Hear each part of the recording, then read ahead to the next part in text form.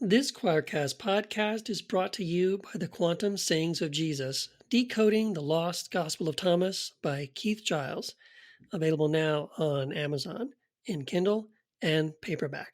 Buried around 340 AD, unearthed in 1945, and translated into English in 1959, the Gospel of Thomas has been studied, debated, and analyzed by dozens of scholars and historians searching for clues about the meaning of these cryptic sayings of Jesus. In the Quantum Sayings of Jesus, author Keith Giles offers a look at the text from the perspective of non-duality and divine oneness. Check it out on Amazon today.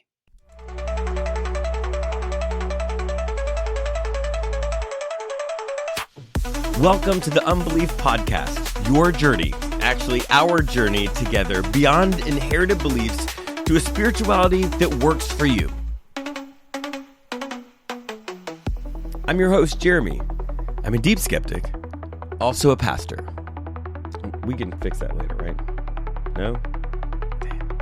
Answering another question, it comes today from Instagram, Brawlier Music or something like that, asks, what would you tell people that claim there is no historical evidence that Jesus existed? This is a popular claim online and actually was said to me by a couple of professors in college for shock value. And so we're just going to dive into the historical evidence that Jesus existed or not, and make some calls based on that evidence. Offer you sort of the scholarly consensus on that. So when scholars look at a historical figure, there are a number of different criteria that are used. And one of the ones that's often cited about Jesus, it has to do with texts that exist. And basically what they are looking for, what historians are looking for is whether a person, their actions or sayings are attested in several independent sources, and especially whether any of those sources lie outside the immediate faith community or the immediate followers, students of that person, and how close in time those sources are to the person's lifetime. Like, it is really, really strong evidence if there are contemporaneous eyewitness references that are outside of that person's following, or in this case, the faith community. So let's sort of look at that and start in the earliest attestations. The earliest one, it's actually come from the Christian community. Really, the earliest Christian texts are the letters of Paul, and then a little bit later are the Gospels. Letters of Paul, somewhere around 50 to 60 CE. And an example is like 1 Corinthians chapter 15, verses 3 through 5.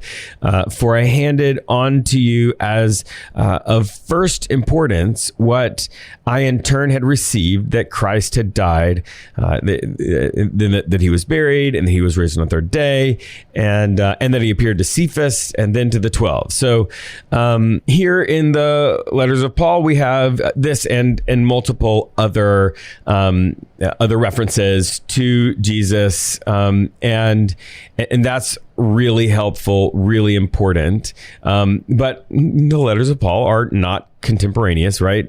Jesus died somewhere around 30 CE, and these are a handful of decades later. But we actually have some really more specific overlap that happens between the writings of Paul, which are earlier, and the writings of in the Gospels, like the words and the communion meal tradition, right? In Paul, 1 Corinthians, there is this is my body for you. This cup is the new covenant in my blood. So that's 1 Corinthians. And Mark, take this is my body, and then this is my blood of the new covenant. That's Mark chapter 14. Then in John, I am the living bread that came down from heaven. And then the bread that I will give is my flesh. Now, when it comes to the Gospels, there's a lot of this kind of thing between Matthew, Mark, and Luke. But when you look at those, it appears that Matthew and Luke are actually drawing from Mark and a third source that is normally called the Q source. We don't have that source. But in those cases, this doesn't count as three independent ones because they are drawing from the same tradition. And so those are sort of grouped together. They're generally called the Synoptic Gospels. Those are grouped together in a single tradition. So we do have some overlap between the writings of Paul and the Gospels. Not a ton, though. Not a ton. And none of these are actually contemporaneous to Jesus. Now, a lot of people will say, but wait, the Gospels are the Gospel of Matthew, Mark, Luke, and John. Those were all disciples, so it has to be contemporaneous. But what's interesting is initially when those Gospels are circulated, they are not labeled the Gospel of Matthew, Mark, Luke, and John. Eventually, they are given those labels, and in another time, in another podcast, maybe we will dive into why they are given the labels to those figures.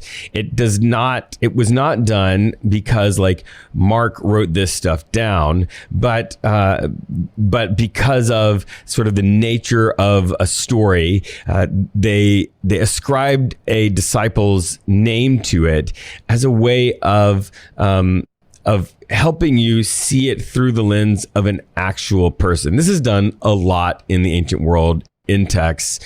For example, the Pentateuch, the first 5 books of the Bible, are often attributed to Moses, but he likely did not write those things, and ascribing those things to Moses is an important way of understanding the role that they fill in the overarching story that is happening, being told in the Old Testament and in those books.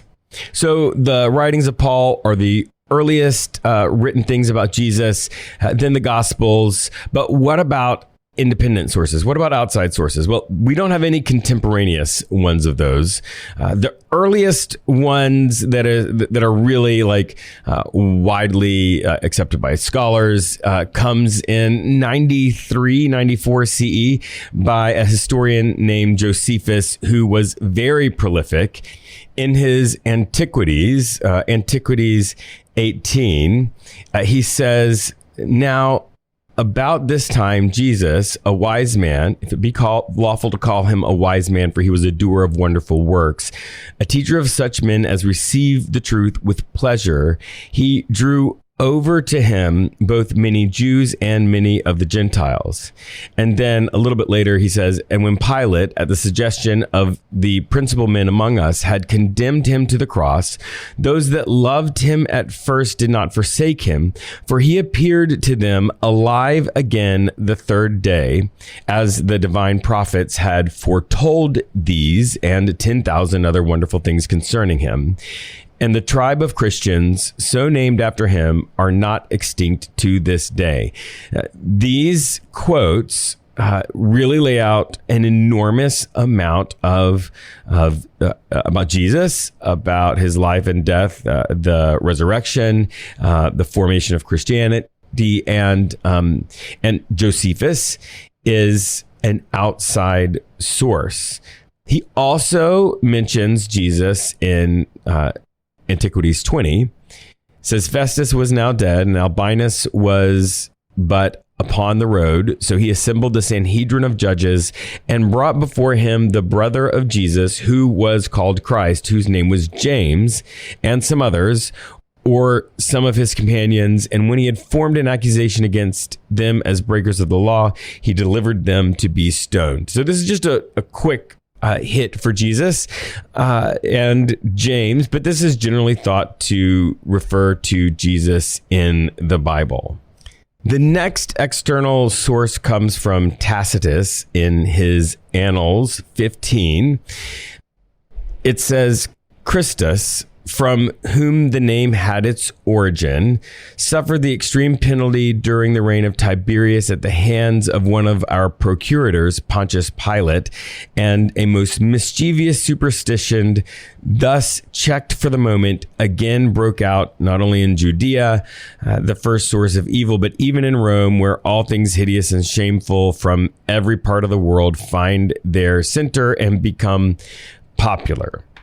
So it doesn't offer a full explanation of the death and resurrection and exactly the formation of Christianity, but it's actually situated in a story about Nero and his hatred for Christians.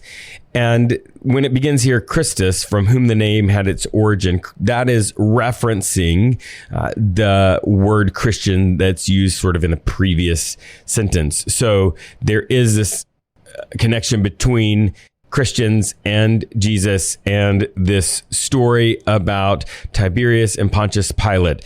Again, this is great. It is an outside source. So Josephus is somewhere around 93 or 94, like we mentioned. This quote from Tacitus is 116 CE.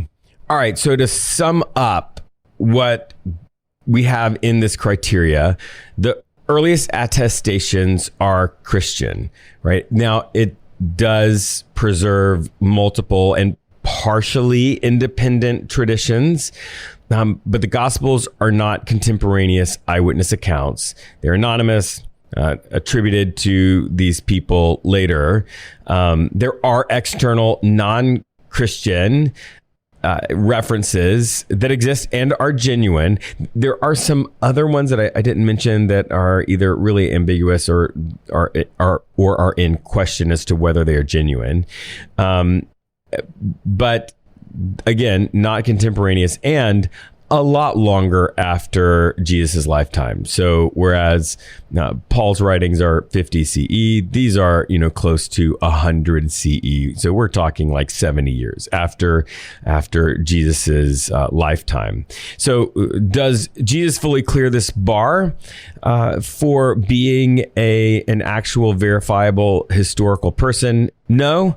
There are no contemporaneous external references, but the combination of the sort of early internal attestations, right, within Christianity and some credible Roman and Jewish things means that it doesn't falsify Jesus's historicity, right? It doesn't say that, no, he is not a historical person. He just doesn't fully clear the bar. So now the next attribute that historians will use for determining the historicity of a specific person is archaeology.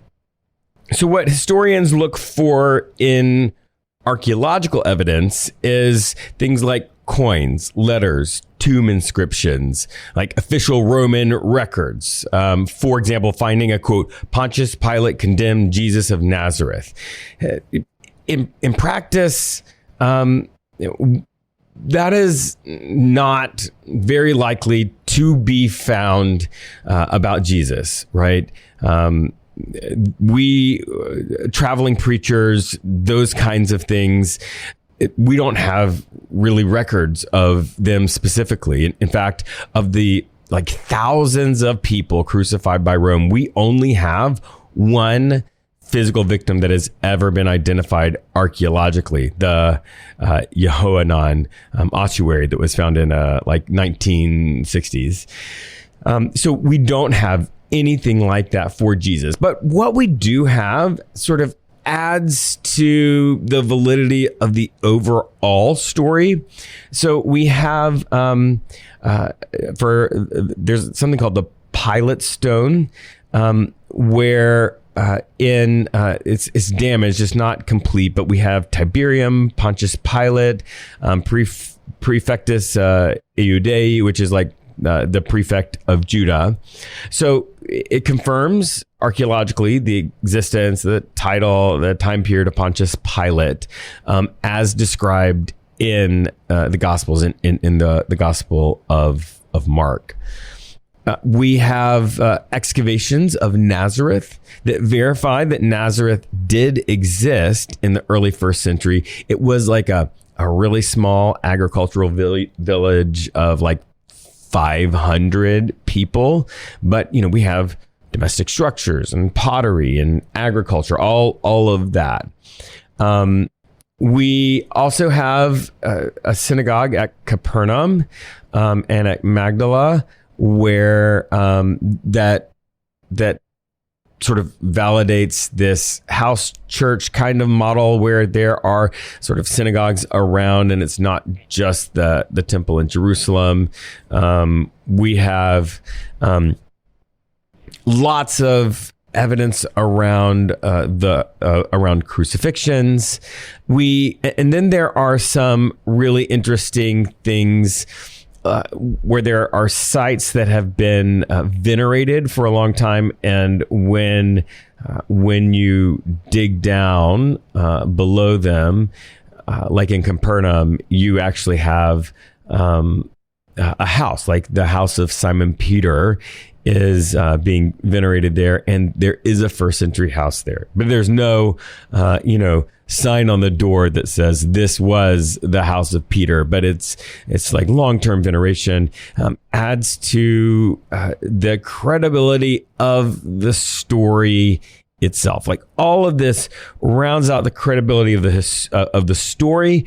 But if you're looking for archaeological evidence to prove that Jesus was a historical figure, there's none. You're not going to find it. And at the same time, it's not surprising that you don't find it, because we don't have that kind of evidence for people like Jesus during that time. Okay, next up is the criteria that of embarrassment, right? So if a tradition portrays something that would be potentially embarrassing for that movement, it means, as far as historians are concerned, that it is less likely to have been made up, but really to be describing and something that actually happened. And we have several of these in the story of Jesus. So we have the baptism of Jesus by John the Baptist, right? The earliest telling of that is likely the book of Mark in chapter 1. In those days, Jesus came from Nazareth of Galilee and was baptized by John in the Jordan. And just as he was coming up out of the water, he saw the heavens torn apart and the Spirit descending like a dove on him. And a voice came from heaven, "You are my Son, the beloved. With you I am well pleased." Now, Matthew, which draws from Mark, so Matthew is written later, Matthew does something interesting here. It says in Matthew chapter 3, "Then Jesus came from Galilee to John at the Jordan to be baptized by him. John would have prevented him, saying, 'I need to be baptized by you, and do you come to me?' But Jesus answered him, 'Let it be so, for now it is proper for us to, in this way, to fulfill all righteousness.' Then he consented." So Mark just lays it out. Jesus is being baptized, and remember, John says that Mark says that he was being baptized for John was doing baptism for the remission of sins. So for Jesus to be baptized, that would, be a little bit embarrassing, like that he needed to be cleansed. And you can tell that it would have been embarrassing by what Matthew adds to it, right? Matthew adds a modifier, a little bit more to the story that softened it, that minimized the potential embarrassment by adding this dialogue of John saying, no, and Jesus saying, no, it's okay, right? Okay, so then we also have a moment that Jesus is rejected by his family. In Mark chapter 6, we have, and in his hometown, right? So Mark chapter 6, Jesus goes to his hometown, and their response to his teaching is, where did this man, isn't this the son of the carpenter and brother of James, and Joseph and Judah and Simon? Like, they completely reject him, which is embarrassing. And then in John chapter 7, it says, for not even his brothers believed in him. These are things that don't look good on Jesus. And if they were making up the whole story, they would have left these parts out. You then have Peter's denial of Jesus. Now, Peter is the leader of the early Christian movement, and he denies Jesus in all four Gospels. Right? This is a humiliation of the church's top apostle. Right? You can find it in Mark 14, in Matthew 26, in Luke 22, in John 18. Again, if this was all being made up, if it was even being made up by the early church, you would want the primary apostle to come off as like really getting it, and you don't have that, and so that fits this criteria of embarrassment. I mean, the crucifixion itself, it may be the most embarrassing element, because a crucifixion was considered the most degrading death imaginable, right? It's reserved for slaves and rebels, and for Jews, dying on a tree, right? In Deuteronomy, you see this. It signifies being cursed. But we have obviously evidence of this in the Gospels, in Galatians, right? This story is being told, that their Messiah was crucified as a criminal. And, again, there is a scandal to worshiping a crucified man. Like, this would be a severe scandal, and the church has to answer for that in the culture. So again, if it's all being made up, you're not going to choose this ending, right? And even in that story, there is additional embarrassment, right? In where Jesus cries out on the cross, my God, why have you forsaken me?" If the leader of your religious movement is forsaken by God, again, not the best look. And so historians point to these pieces as saying, like, look, there are significant elements of this story that are so embarrassing that they wouldn't have been made up, that they have to be authentic. All right, next up, criterion of dissimilarity.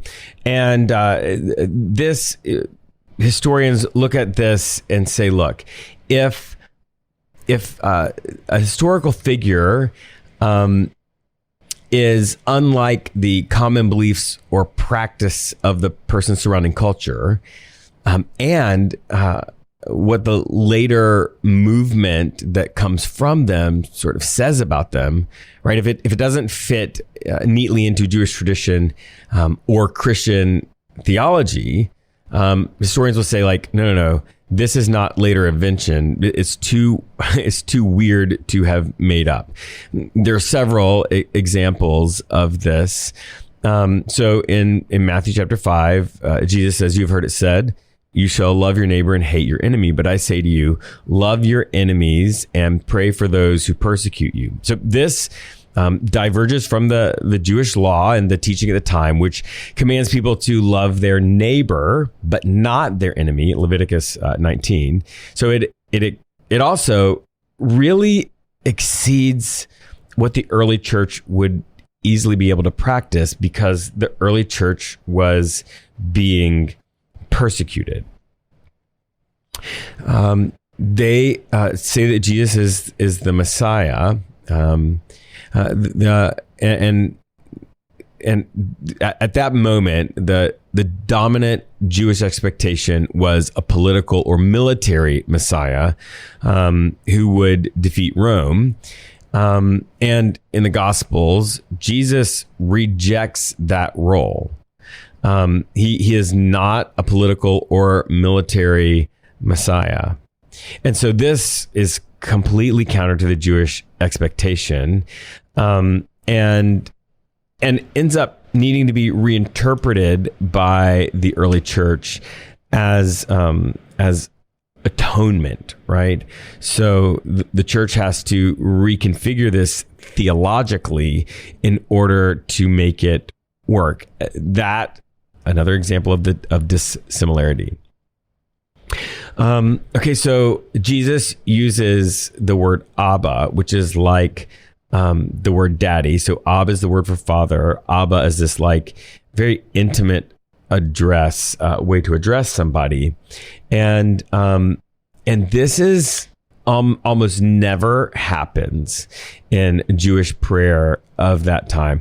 They would use formal titles like Lord of Heaven, that kind of thing. So this really intimate thing, intimate way of addressing God, diverges from the mainstream of Judaism, and even later Christian doxologies.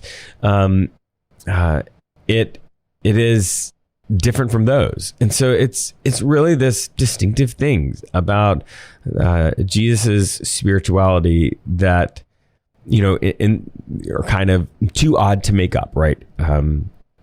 Another one, Jesus teaches on the Sabbath. Jesus doesn't abolish the Sabbath, but he goes so far beyond what the Jewish people believed. He says, the Sabbath wasn't made for humans, and not humankind for the Sabbath. For the Son of Man is Lord even over the Sabbath. This is huge. It gets him in a lot of trouble, and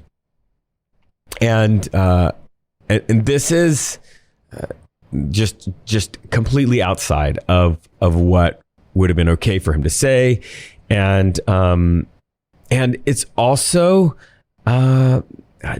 risky for later Christians that are trying to gain Roman respectability. So this is another example of this sort of very outside of the box.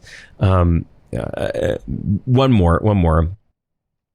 This use of the Son of Man. So he frequently refers to himself as the Son of Man, which is a phrase drawn from Daniel 7, but it's not commonly used title in early Christian preaching. It's too ambiguous for to be a later invention. Right, early Christians preferred Christ or Lord, and so the Son of Man designation, the strangeness of it, really suggests its historicity.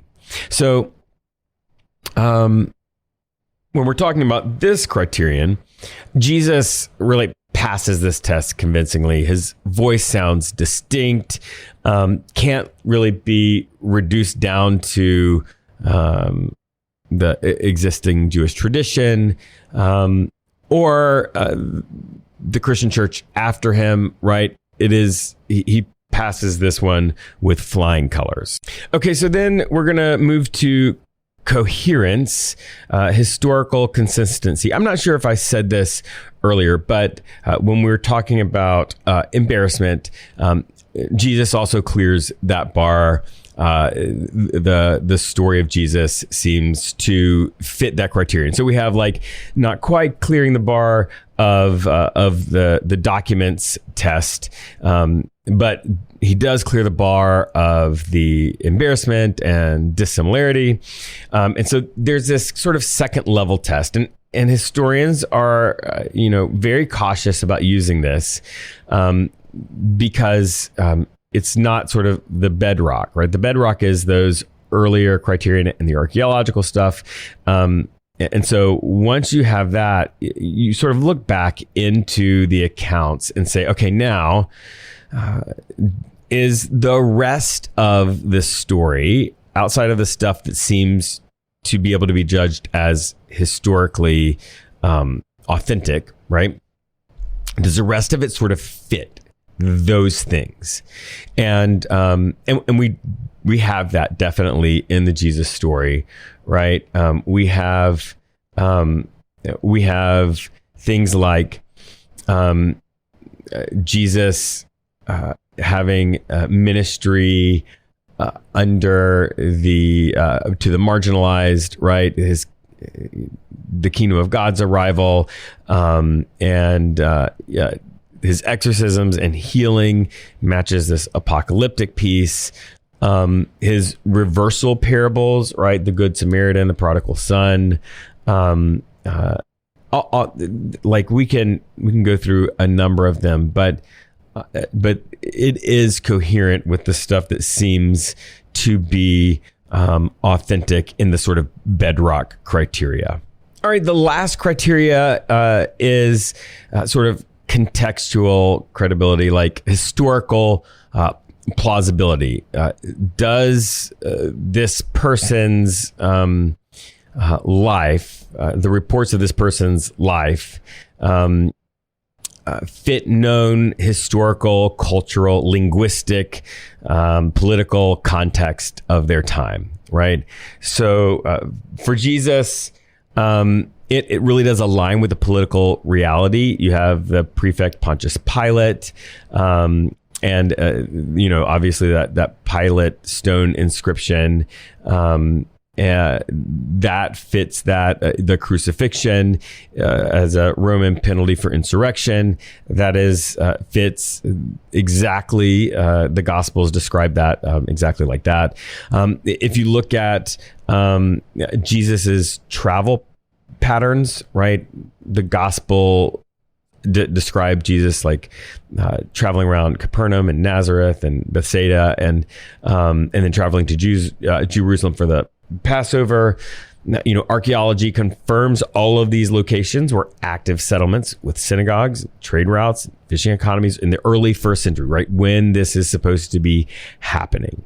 And then Jesus's Jewish identity and language also fits. He speaks in Aramaic phrases that some of them are preserved in the gospel. Some of those Aramaic phrases are, and these, this sort of linguistic, these remnants that exist in the gospel, really only make sense in a Palestinian Jewish setting. Conflicts with the Pharisees and the temple authority, right? He debates purity laws, Sabbath rules, temple commerce. All of these are actual real Jewish issues in his time. And then the social profile of his followers, right? Jesus' companions, fishermen, tax collectors, right? Women, patrons, all of these match what we know of the demographics of rural Galilee. And then you have like the crucifixion, right? We've talked about that a little bit, and the burial practices and customs.